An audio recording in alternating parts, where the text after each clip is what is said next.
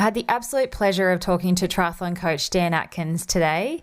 He is the Gold Coast Performance Centre coach down on the Gold Coast in Australia, and you can now call him an Olympic and Paralympic coach. So he looked after the likes of Matthew Hauser and Jaz Hedgeland, and in the Paralympics, he was a coach for Lauren Parker as well as Katie Kelly and her guide Briarna Silk. Dan will do anything for his athletes.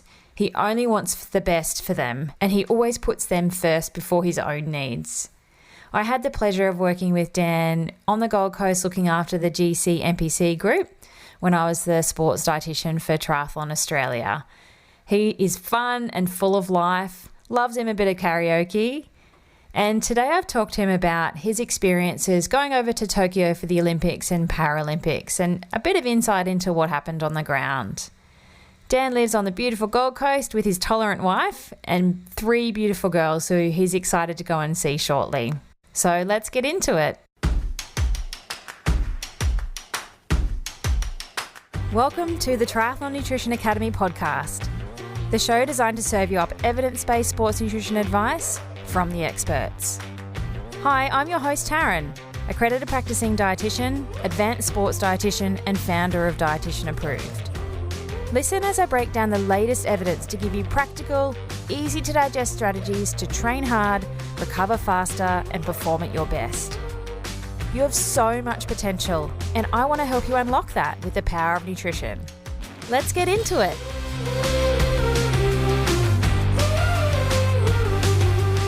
Welcome to the Triathlon Nutrition Academy podcast, Dan Atkins. Hey Taz, how's it going? Oh, so good. I'm so excited to talk to you, Dan. And, I feel honoured that you're speaking to me from the comforts of quarantine. Yes, comforts of quarantine. Look, I guess it's a process of what I've been through. I knew what I was signing up for going to both the Olympics and the Paralympics, but I'm pretty stoked it's over. And actually, believe it or not, stoked I'm into quarantine now and I can sort of sit back and reflect on what's been over this 5, 10, 15, 20-year journey to be here. So for people that don't know who Dan Atkins is, shame on them, but for people that don't know who you are, can you give me a brief background about who you are and where you've come from and how you got to be in hotel quarantine off the back of the Olympics? I'm a triathlon coach, a high-performance triathlon coach that works for Triathlon Australia, which is our national governing sporting body for high-performance sport. And I've worked in that role for 8 years, which you're a part of very early. That's obviously evolved from what was, I guess, ideally a development program. But I also called it, in my own eyes, the Target 2020 program and, in inverted commas, perfect vision, which is what 2020 is. So I was pretty proud of that little catchphrase. But so we had a target in 2014 to have representation at 2020 Olympics. So I guess that's come off. Obviously, there's been some ebbs and flows and running a program like that is very much a roller coaster. There's no other word for it. But very fortunate that we had 4 athletes plus 1 reserve in Tokyo across both the Paralympics and the Olympics. And that's just been a really, really long journey with 5, 6 actually pretty remarkable humans. Started way back as a swimming coach about 16 years ago and started doing Learn to Swim and teaching little kids the art of swimming through to, where I sit right now. But interestingly, I still call myself a development coach and I don't ever want to stop, I don't think. Happy to learn from anyone and anything to keep moving forward. That's what's so great about you, Dan, is that you're always open to learning new things and you're never one to say that you know everything and you're the best and all that sort of stuff. Like maybe internally, like, yes, I'm the best, but you are so open to learning and, putting your hand up to saying you don't know. It's awesome. So the athletes that you got to work with or have worked with that were at Tokyo are the likes of Matt Hauser, Jaz Hedgeland, Katie Kelly and Lauren Parker. Yeah, and Brandon Copeland was there as a reserve at the Olympics, and also Briarna Silk is Katie's guide. So up to this point, I've been coaching Bri full time as well. So it's having all those guys there at the 2 events is pretty special for me. Yes, amazing. I'm sure you were very busy on the ground too. People say to you it's a circus, and that's probably the perfect word for it. But it reminds me of, when you put a mouse on one of those spinning wheels and he's running as hard as he can and he has no real idea where he's going or what he's doing. That's just what I felt like the whole time. You were just, and even frantic in the lead up. The 3 weeks before the games was the busiest I've ever worked, and I didn't think I could work any more than I do. But it was just chaos, really was, the whole time. So, and I'm just proud that I got them onto the start line, all the athletes, and they were all healthy on the start line, every single one of them, in a way that they were physically capable. I'm really happy that I got them there and then left them to do their job. I want to ask you about what it was like on the ground, but before we do that, I think people have no idea what goes into the Olympics and for an athlete's journey to get to that start line. So can we go back however many years we need to where that preparation did start for Tokyo 2020, ended up being 2021, trying to do Olympics in a global pandemic. But what was the pre-stuff like to get to Tokyo? If we talk about what we did in the lead up just to the Tokyo event itself was, it was probably 3 years in the planning. Obviously, an Olympic journey is 4 years.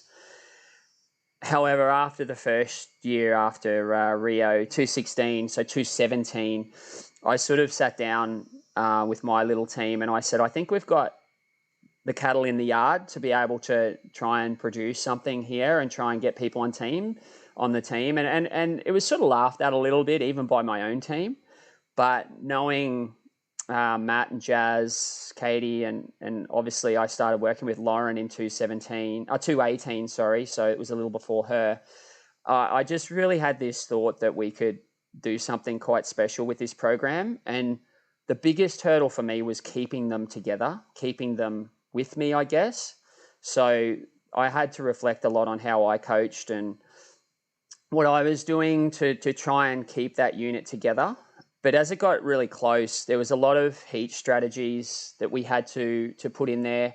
I'd been to Tokyo every year since 2018, just scoping out the course, checking the weather, the location, little things like how far away we could stay. At that stage, we were staying out of the village. Obviously, through the pandemic, we had to stay in the village. But so we were working on, little things like how long did it take me to run, not walk, but run from the team hotel to race site if someone forgot something in the hotel.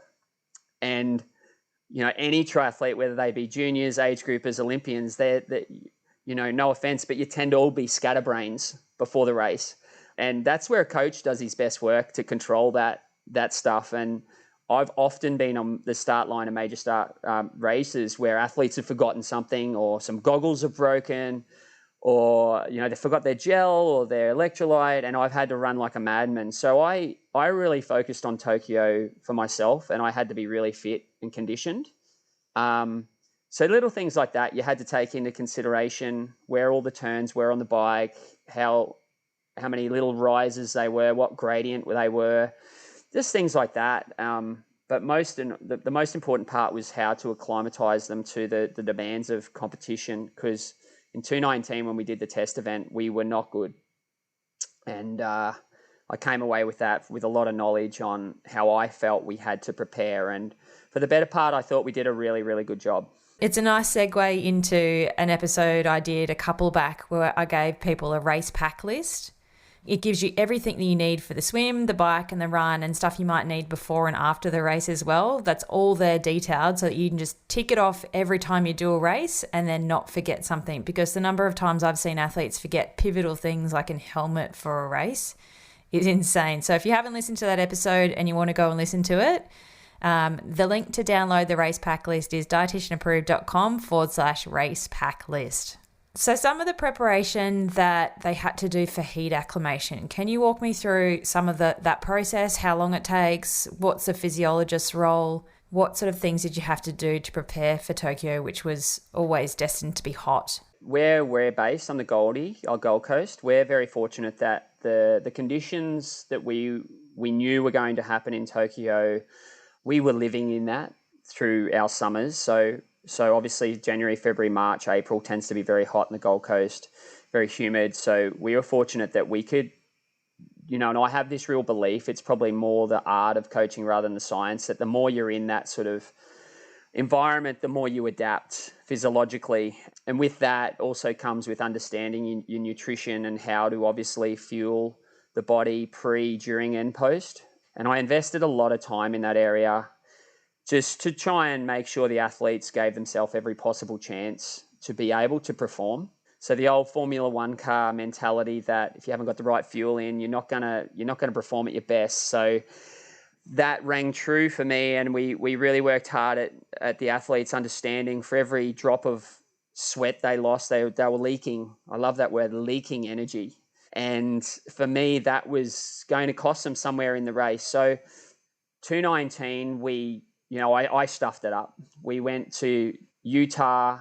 We trained at 2,000 meters and had a ball of a time. The athletes came out and raced really well. But then we went from there to a place called Miyako-jima, which is an island, which was hotter than the demands of Tokyo. And I thought, I'm just going to harden these guys. They're going to be so robust come the test event that nothing's going to hurt them. But I basically just stuffed it up because they were exhausted. So I felt when we went home that our preparation in the lead up to the Olympics was going to be based around aerobically conditioning the athletes in the Gold Coast winter or the autumn into slight winter, but do all our really, really hard sessions in a heat chamber. But I knew that with our physiology team of Avish Sharma, who's our Triathlon Australia lead, who's done a PhD in heat acclimation and altitude training. So he was the best person to get on board. And Sean Dioria, who's our QAS lead physiologist, who helps me with load and conditioning management. So both those guys had a real important role in playing and how to plan it out. But at the end of the day, it was my decision how to do it. And I had a heat chamber set up in my garage, much to my family's disgust, and had this tent there and whacked her up to 37 degrees. But more importantly, it was the humidity that we had to prepare for, because if anyone's trained in Queensland, they know, or Northern Territory, well, not so much Northern Territory in summer, but certainly in winter, that the humidity is what hurts you, not necessarily the ambient temperature. So we had to acclimatise, to getting really sweaty and dealing with that. But the dovetail of that is understanding, again, as I mentioned earlier, that nutrition was as important as the work we were doing. So, I had up and goes. I had protein shakes in my fridge just ready to go as soon as they got out of the heat chamber, just refueling, and obviously doing the sessions in there. You feel quite sick stomach-wise after the session, so you don't feel like stomaching anything, but I just like forcing it down their throat. Come on, you've got to get this back in to recover. So that was a big part of it as well. But it was probably 2 6-week blocks that we did that in the lead up, with a couple of weeks in between off doing it to recover.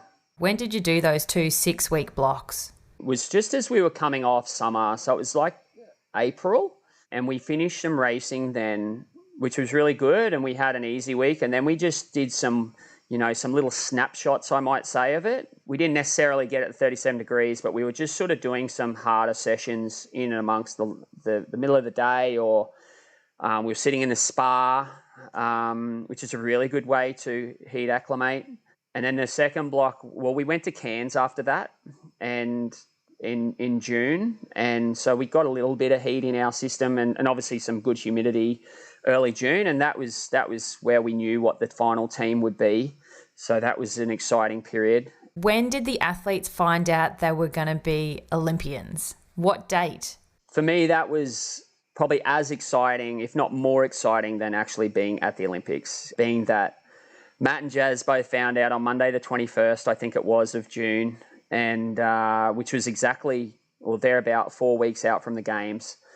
And I knew it was the day they were going to find out, and I just couldn't.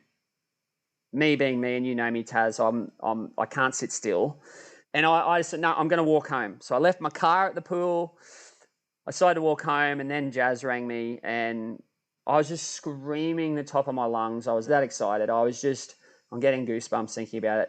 I honestly didn't think she'd make the team, but we had such a good plan around how to make the team, and Jaz really took it on. And I'd felt she'd done enough, and obviously the selectors thought that as well. So that was, for me personally, was a real highlight. And then about an hour later, Matty rang me and we had a really cool moment. But he was, and this is probably the most special part of it for me, was he was more excited that Jaz had made it, that we'd had 2 from our squad, this little development program that, 8 years ago we were told you'll only be development, you'll just have under 23s and juniors, and now here we are, and we're still, I think, a development program, but a development program with Olympians and Paralympians. So yeah, it was pretty cool. That's testament to Matty's personality, though, too. He's always, thinking of others, and he's quite humble. Yeah, he's a very, he probably won't like me saying this, but he's a very emotional big man. Like a teddy bear. He is. COVID's not good for Matt in the sense that he's a hugger.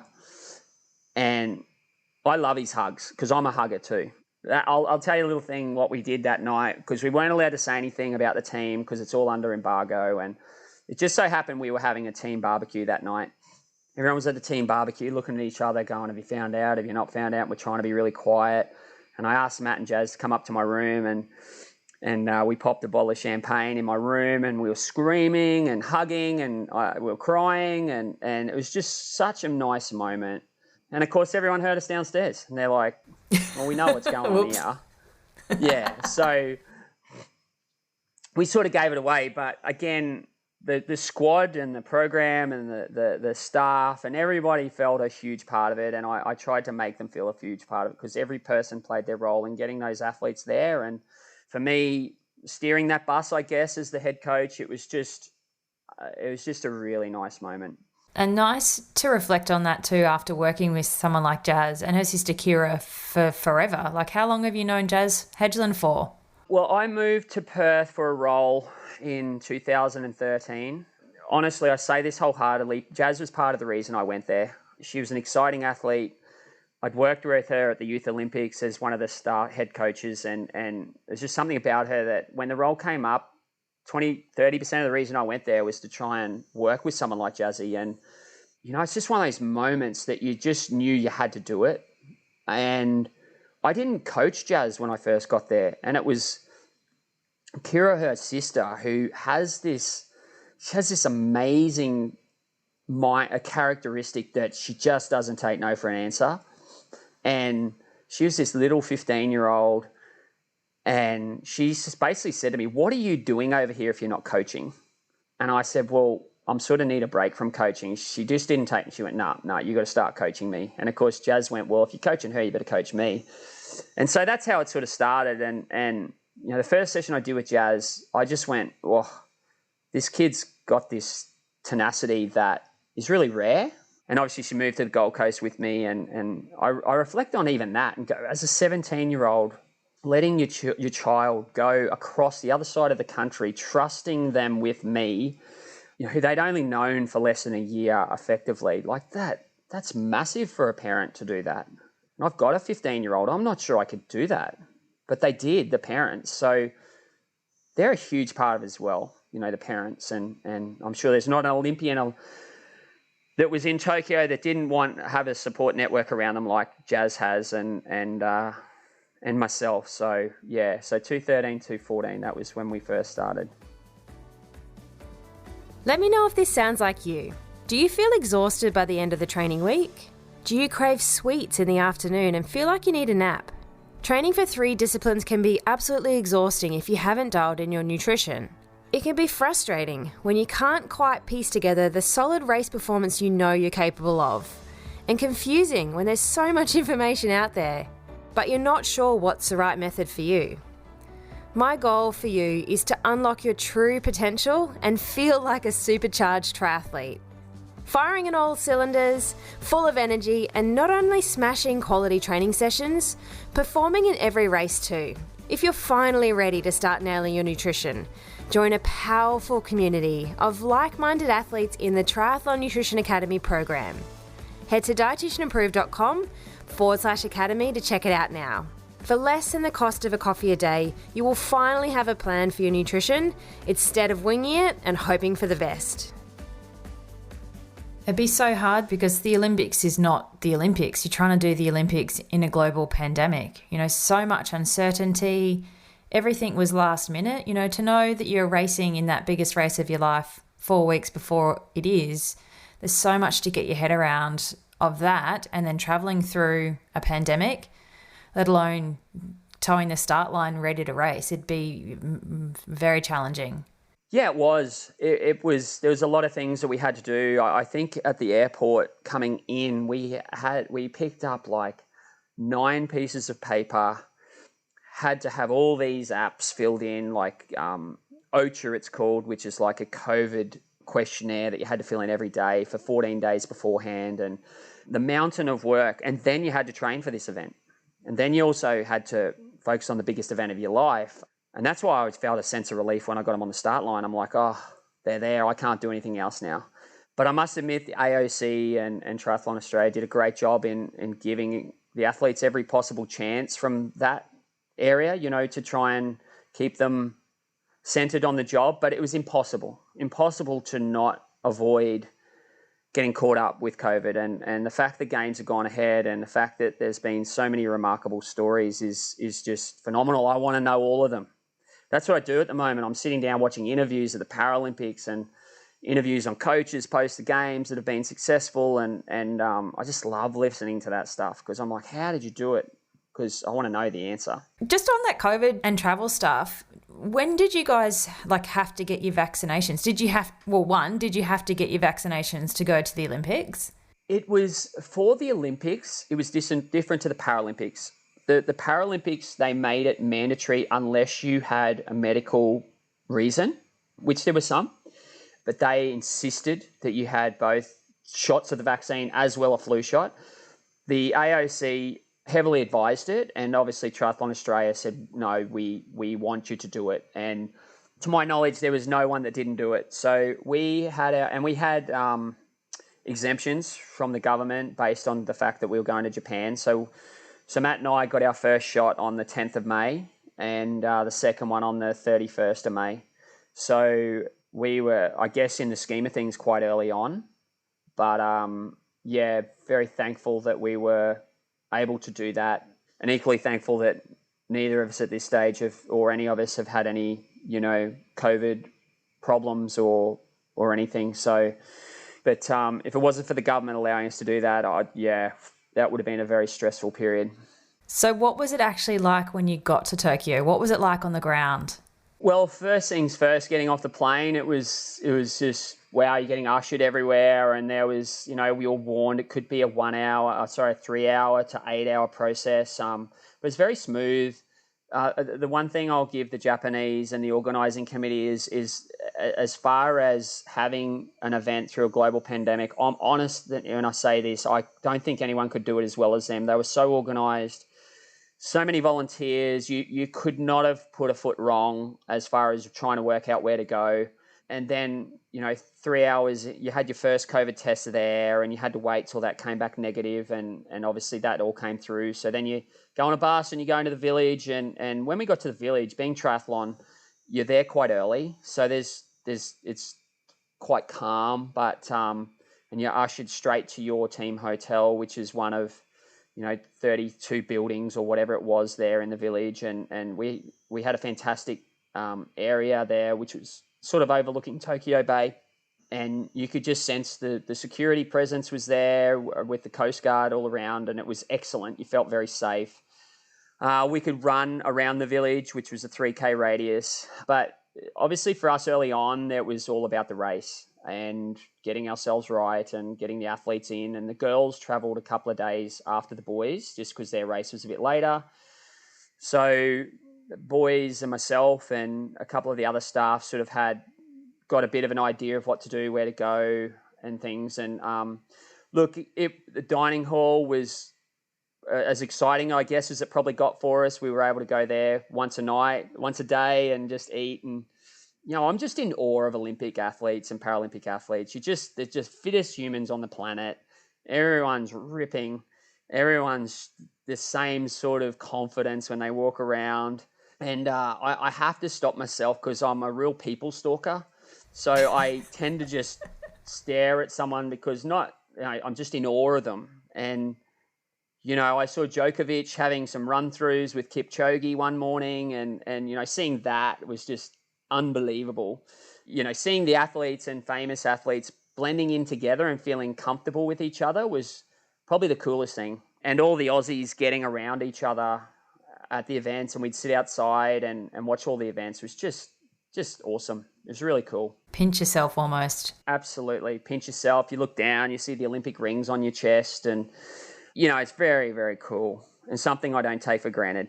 With the actual race, with the triathlon race for the Olympics, the televised event was shithouse. Like, I had no idea what was going on. I guess I had a sense in my mind of what the game plan might have been.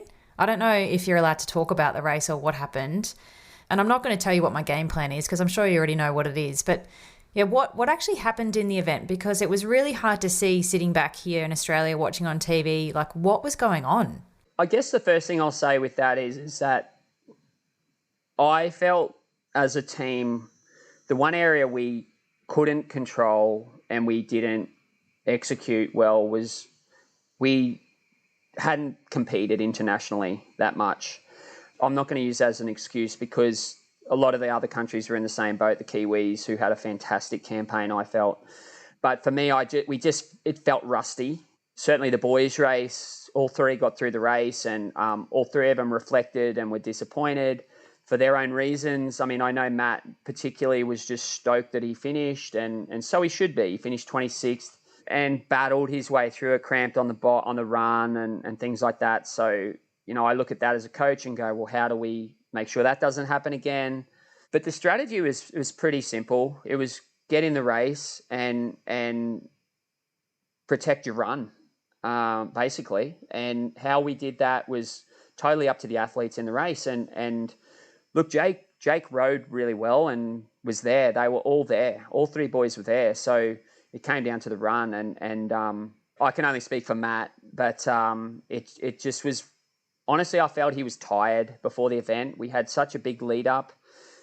They raced really hard in Port Douglas 4 weeks out and then even 3 weeks out. And honestly think the conditioning he had, his best race was in Port Douglas, which is probably hard for people to hear when you go, well, how do you not get up for the Olympics? But it's not a matter about mentally getting up. It's physically your body's got to actually respond on the day and getting it right. And I think for me as the coach, I look at it and go, that race was probably just that bit too hard for him 4 weeks out from an event, a major event like an Olympics. So that's my own challenge now is to work out how to do that better and sort of help my athletes through that.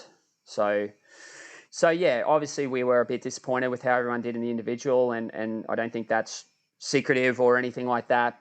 And as far as the girls' tactics, there was none really. It was just, again, like the boys, get in the race and race hard. And Triathlon Australia wanted everyone to finish. We want you to finish. We want you to be there to be on TV and represent Australia, your coaches, your staff, your family, your friends, and do your country proud. So that was sort of our tactic, I guess, was to do Australia proud. And I still felt they gave what they had on the day, which is all I can ask for.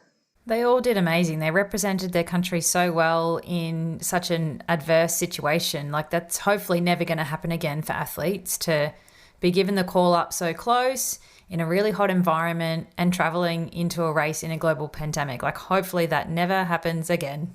Yeah, absolutely. I mean, we're all living it, and that's not lost on us that we are privileged enough to travel to a country and to race. And I've heard 1,000 different interviews with athletes just saying how privileged they feel to be here. And we've all got to understand that going through an Olympic journey is bigger than I ever could imagine it would be. It's more intense than I've ever worked. It's more intense than I've seen my athletes go through things, and they'll be better for the experience. And people that know how hard it is, whether it's a pandemic or not. It just adds a different complexity to it that I don't think anyone was prepared for. And we sort of just tried to get through it the best way we could, I think. I was so proud to see Jaz, likes of Jaz and Matt, who I've worked with personally over the years, like front up to the Olympics. How cool is that? So proud. Yeah. When you coach juniors and you see them as little kids and they got no idea about what's going on in life, and now they're adults and at the Olympics, and I'm with them even more so, is something I'll cherish forever. And I'm sure they do as well. It's been pretty awesome. And so you got to hang around after the Olympics and you stayed on for the Paralympics where you worked with Lauren Parker, KK and Bree. What was that like compared to the Olympics? Was it any different? Like what was the kind of mood like? What was it like on the ground for the difference? It only came through probably 2 weeks before going to the Olympics that I would be staying for the Paralympics. So for me personally, that was even a stressful period because I'd worked with Katie Kelly since the week after Rio, basically, when she won the gold medal. So it's been almost 5 years that I've worked with Katie, and I've worked with Loz since 2018. So very, very long journey for both girls, and Bree, we've worked together for 3 years. So I knew all the girls really well, and all three had said to me, we really want you there. And that's all I needed to hear. And I knew that me fighting, which I literally had to do, fight to say, no, I need to be here.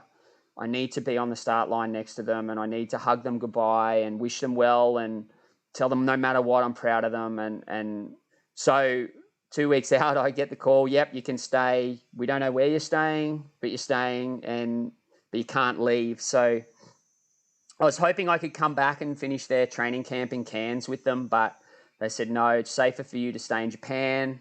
And then I'd hoped to go to Canada to be with my other guys doing world titles, but they said, no, you've got to stay here. So I was very fortunate that Paralympics Australia supported that, and I was one of only 3 coaches that got to do both Paralympics and the Olympics and Paralympics. So again, something I'm really proud of. But they put us down this little town 2.5 hours south of Tokyo, and we just holed up for another 16 days before the event. And so I'm sort of used to what I'm doing right now in quarantine. I've sort of got an idea of how to manage myself and get through it. And so that was quarantine for you, those 16 days down there? You couldn't go anywhere? We're allowed out an hour a day, effectively. So we could go, and so for me, that was great. I could go for a walk or a run or both, and allowed me to just get outside, and that got me through.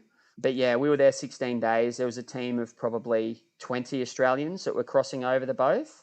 And we weren't allowed to eat together. We weren't allowed to interact with each other really at all, unless there was something you had to do with uniforms or doing documents or whatever. But it was a long time. It seemed to drag on there and certain times, but I just stayed busy. I made sure I kept in contact with everyone back home a bit more so, and just made sure I made it all about what they were doing. And then how was the experience racing in the Paralympics? What was the racing event like compared to the Olympics? Very similar. Obviously, I'll say this firstly, that anyone that doesn't think our Paralympians don't put as much effort in as the Olympians, well then they've got no idea. But these guys put everything into their preparation. They put everything into their day. Katie Kelly doesn't work effectively. She's a director of her own charity, which is remarkable. Bree has a business that she has to manage. Lauren's a full-time athlete. So they are so fixated on that event. I know every one of my squad was watching Katie and Lauren's races, and they were asking for messages through the race and so forth. So that's awesome for me, and they felt really proud of the girls of what they achieved, and as I do. But look, on the ground, it was very similar. It was a bit tighter. Paralympics Australia had a little bit tighter restrictions on things like going to the dining hall. They fed us in village, which was just exceptional, and especially how hard they worked. So I was there the week before the game, so I helped set up a bit. So seeing the operation set up a Paralympics for a nation is massive. Like, just a bit of trivia, how many sets of scissors do you think it takes to run a Paralympic Australian team? 64. 64 sets of scissors and 46 staple removers. So they just left no stone unturned. And the feel for me around the Paralympics was sort of somewhat better in the sense that they just love what they're doing. They just, whilst the Olympic athletes are so much more in the spotlight, and you're seeing Novak Djokovic walk around, or Kevin Durant walk around because you can't miss him at 7'4". But these Paralympians, I put on the same pedestal, if not higher, because they are just exceptional people. They all have a story. They blew my mind with some of the things we spoke about. And I spoke to Dylan Alcott, and he's just an ochre bloke that loves a yarn, and made the emotion he had after his semi-final was just, I've never seen anything like that in sport. He basically told COVID where to go, which may or may not be right, but hugged that young fella, and it just oozed emotion. And I was just so proud to be a part of what's called the mob. And everything the Olympics was, for me, the Paralympics, it was almost a better experience. One of the things that a lot of people won't know or understand is that previously, as in 3 days ago, the Paralympians didn't get anything for winning medals. But ScoMo's maybe come to the table and he's going to change that.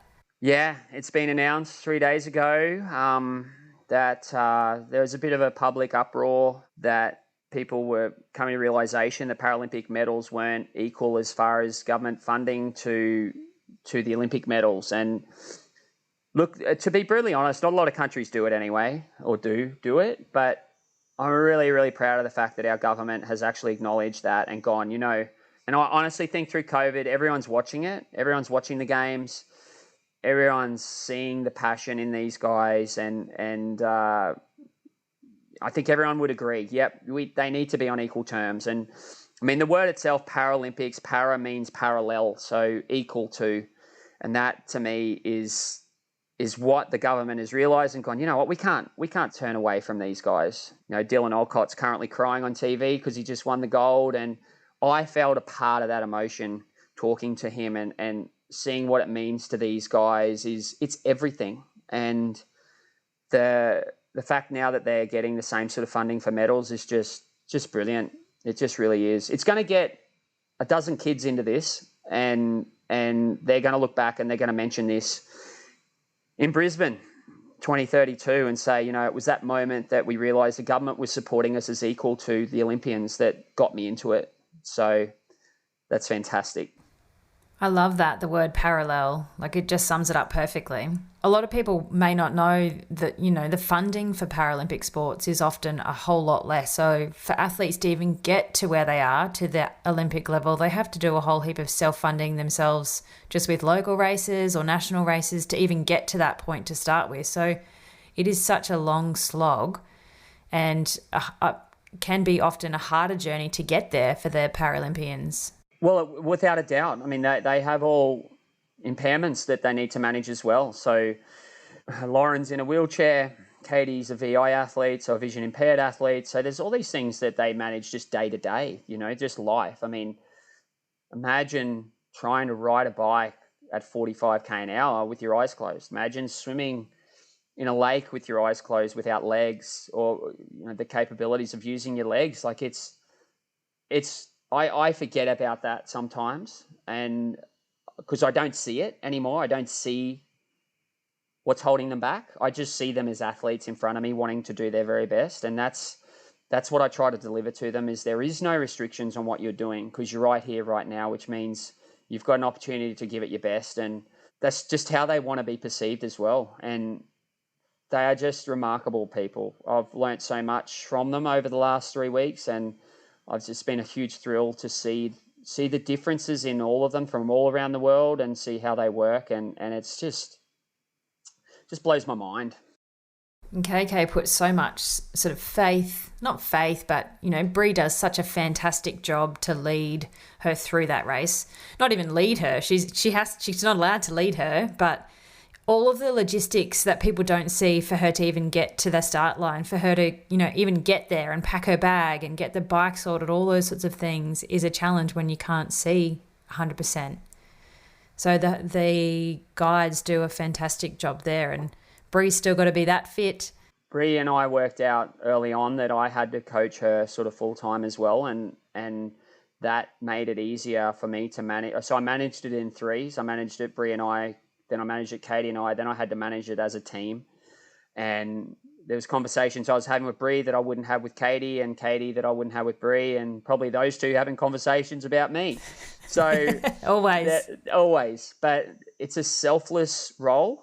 So you basically got to commit 4 years or 3 years like it was for Brie without a lot of return on your investment. And if Katie's having a great day, well, then you got to match that. If Katie's not having a great day, then Brie's got to wear that and accept that. And, you know, it's been a really interesting period for myself because some of the things that Brie's done has really challenged her. I'm sure it's made her a stronger or more stronger than she already was to take the role on. But I just knew when we talent searched for the guide that there was something about Brie's characteristics that was going to work with Katie and her easygoing nature, but her toughness. There was a toughness there that I felt Katie needed that was quite internalized, and it was just a great partnership, and I'm going to miss it. It's a huge hole now that Katie's decided to pull up stumps, and you know, I don't necessarily lose just one athlete. I lose a team. So yeah, it's quite sad to think about that, but it's been a huge thrill for me to work with both girls. She's had a fantastic career, KK. How old's KK now? I don't know if she'll mind me asking or saying on this podcast. Well, she's the same age as me, and I'm 46, so there you go. I won't tell everyone her age. Part of her reason for walking away, I believe, is the competition's getting better. They're getting younger, they're faster, there's more information out there. Coaches are getting smarter. You know, winning the first ever Paralympic gold medal in paratriathlon is history. She's a history maker. She'll go down as a legend in Australian sport. That'll never get taken away from her. And whilst, unfortunately, she wasn't able to replicate that here, her gold medal performance was just getting on the start line at 46 and competing for a country and doing it with, you know, a remarkable person in Brie was so cool. And, yeah, I'm just so proud of both of them. Me too. Her and I have had some conversations in the past about her going long course, so we'll see if that comes to light. She's already talking about all sorts of things, and I'm just going, okay, Katie, yep, no worries, that sounds good. But she's, you know, I've always said, you know, to be an Olympian or Paralympian or even just a high-performance athlete, you're a warrior. And when you walk away from... Warriors always look for the next war. And yeah, you can't get her to sit still ever. Nah, and she shouldn't. She's got to look for the next thing to commit physically to, and I've just made her promise me that she'll look after herself, and you know, she made me promise that I'll always be in her life, and that's definitely going to happen. I'll be her number one fan. I'm so jealous. I was sitting here in Australia just jealous. Look, the support from home is... honestly, if we didn't have COVID, people wouldn't be up to date with everything as much as they are. And I know there's a big backlash with us going and the Australian community, you know, through COVID, how can you do it, all the money that goes into it. But seeing Australians do their thing and everyone loves a champion or everyone loves a battler, you know, whether they've done well, whether they haven't, some of the interviews are just, so raw and honest, and you only got to think about who's at home supporting you, and it just breaks you up. And if that's anything to go by, it just shows how much the athletes and myself want to do it for more than just us. There's 26 million people we're trying to do it for, and there's nothing like the support of your own, and we've felt that. You can't keep you still either, Dan. So what's next? The funny thing is, after the Olympics, and we all know it wasn't great. It wasn't where Australia wanted to be. Australia wanted us to be better. We wanted to be better, and we're all the first to admit that. I think people were worried to actually reach out to me afterwards, and it took people almost 5 days to start. You know, it was like they were tiptoeing around, are you okay? And I'm like, I've never been more motivated. I walked away from the Olympics just going, I know what it takes now. I can see it. It's so glaringly obvious in front of me what it takes. And it's pretty simple. We just got to be better. I've got to be better. I've got to learn more. I've got to listen more. I've got to challenge more. I've got to ask. my favorite what if questions. What if we do this, or what if we made that, or, I've already started that. The passion I have for wearing the green and gold, I wear it every day I'm alive. You've got it on right now. Got it on right now. Still contracted to PA to wear it, so I've got it on. I didn't bring any other clothes, Taz. I've got one Hawaiian shirt that I wear for a Vish and myself. That's our thing, and I'm sure when we catch up we'll wear it. But it's a consequence of being in triathlon. But I'm just so proud of it. I mean, I wear the coat of arms on my heart. Like, how good's that? It's not lost on me that so many people will wish to be in my situation, but also say, be careful what you wish for. You will have learnt so much by being there. Like all of the learnings, just being there on the ground and seeing what's going on, you can only get bigger and better and build from that. So, and you're open to that, which is great. Well, you have to be. I either pack up my stumps and carry them under my arm and go home, or I come away from here motivated. And I honestly can't wait to get home to see my family, my friends. I miss them so incredibly much. But I also can't wait to get back to work, and that's scaring me a bit. Like, I went for a walk one day around the village, and if you follow me on Strava, you'll know that I'm the local legend around the village because I've been there for so bloody long. You've got the KOMs? But no, I'm not the KOMs. I've just got bloody local legend because I've run around that goddamn thing so many times. But a lot of it was on my own. Did you set up the segments on Strava, or were they already there? No, they were already there. Oh, so good. I did go looking for them though. But who doesn't love a bit of self-promotion, a bit of self-accolade? Everyone does. And if you don't, you're full of it.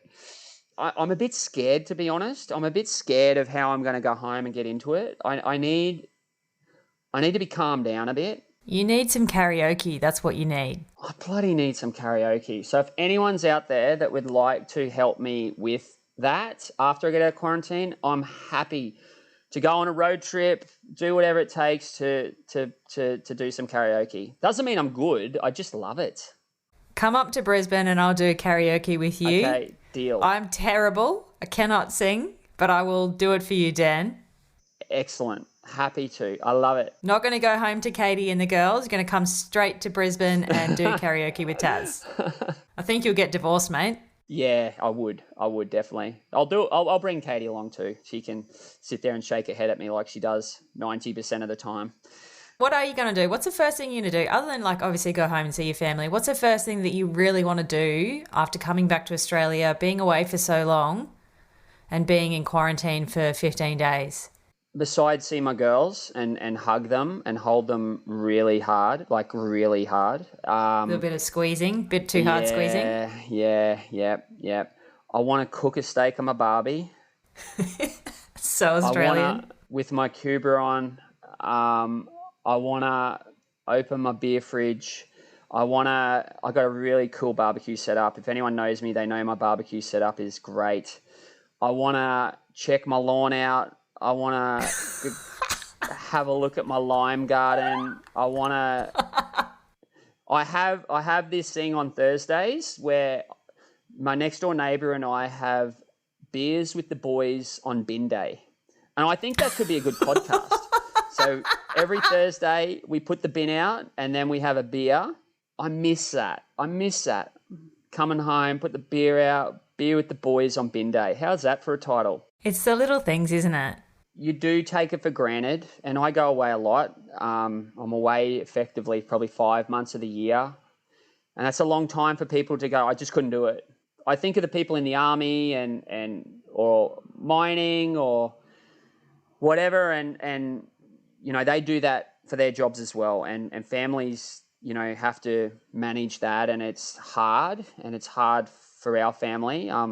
This job's very lonely. You're on your own a lot, but knowing that you've got things to look forward to come home to, that keeps you going. And for me, I'm going to go away for a week with my family. It's my father's 70th. My wife and my father have insisted I go on a holiday. So we're just going to go up to the caravan park in Coolum, and I'm just going to chill out with my girls and my family and stoked looking forward to that. And then I'm just going to get back into it. That's just what I do. I'll see who's there to come on the journey with me. I'll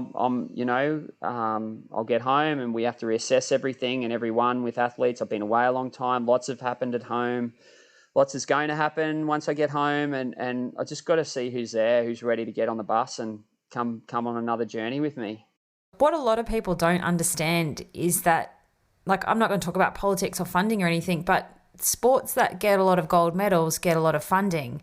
And so if you don't perform, then your funding is limited or reduced. And so it's really hard to then get back into that limelight and get sexy, get all the gold dangling medals because the funding's not there. And so I've had this conversation with a lot of like Triathlon Australia providers, physio and things. Like, it makes no sense that if your sport is not performing to the level that you think it should or it deserves to be, then the funding should be more, not less. It makes no sense. Like, how is a sport going to get ahead when their funding just keeps getting cut and cut and cut? That's the brutality of high performance sport. That's, I've been the back end of contracts and it's coming up to 10 days before Christmas and you're not sure whether you've got a job. They're pretty dark times, pretty hard times to manage. There's not a single person I blame or hold accountable to those sort of decisions. There's so many hoops to jump through and policies and things to get right that it's just like, I wouldn't want to be a politician at the moment in Australia. I mean, you think about everything that we've been through, floods, fires, COVIDs, and then a little piece of good comes out of it when Scotty M bloody announces we're getting some funding for some Paralympians to get them through. Like, that to me gives me hope that the world's going to be okay eventually and we're going to get on with it. But I mean, for us in triathlon, I don't know what the next 6 months look like. I don't know, but a lot of it I can't control either. Like I said, I've just got to go home. I've got to sit down. I've got to see who's with me, who's ready to go again, who's pumped up like I am, and just focus on them. My core business is athletes. That's what I'm all about. That's what I do. It's when I get distracted from that I'm not good. I'm not comfortable. If it was just coaching athletes, I'd be as happy as a pig in mud. I honestly would be rolling around in it all day going, I love life. But high performance sport, there's an element of your role that you've got to do things that you don't necessarily want to, but you have to, because you're accountable to so much. And I've got to turn up then to training and be ready to give my athletes what they need. And sometimes that's not anything. That's not a single word. It's just, there's the session, let's go.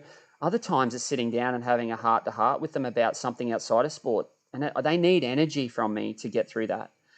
So where we sit now for the next 6 months in triathlon, I'm not sure, but I trust that we've got the people in place to manage that out and do the best by all of us. And I'm just hoping that I've got a piece of a place in that system. And my contract is till Paris. That's never happened before. They've never gone from one cycle to the next. I've normally had to go home from something like this and fight tooth and nail for it. So the fact that I can go home and I can have Christmas with my kids and not have to think about, shit, should I buy those swing sets, or where's our next food bill how are we going to pay for that, school fees, all that. Like, that's where I've been sometimes. And I don't often talk about that because if I do, it's taking away from my core business, which is athletes. But that's the realization of what we go through. And to me, that's nothing compared to what a lot of Australians have had to go through in the last even little period now. And it's not lost on me how hard it is right now for everybody.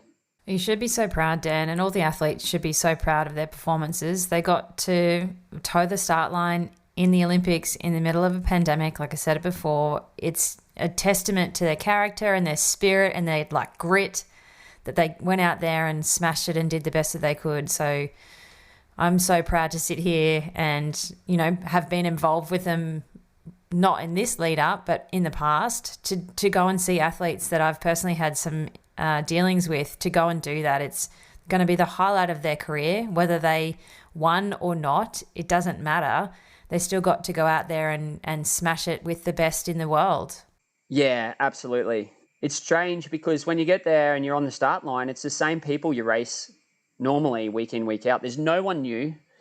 It's the same group of people, but it's everything in the lead up to it that, from working with you a few years ago to the people we work with now, to, it's not lost on me that there's so many people that's gone into this. And I know the athletes over time will reflect on all this, and every now and then they'll see a glimpse of their Olympic shirt or their Olympic suit and actually feel proud, and it'll make you feel a bit taller. And that's why I'm hugely honoured that I get to wear it every day of the week, my Australian colours. And, I just love what I do, and I'm bloody want to go again.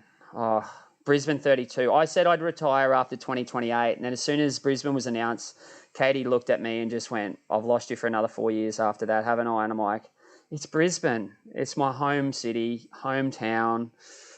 Oh, what a way to go out. There will be karaoke that year, and look out, Brisbane.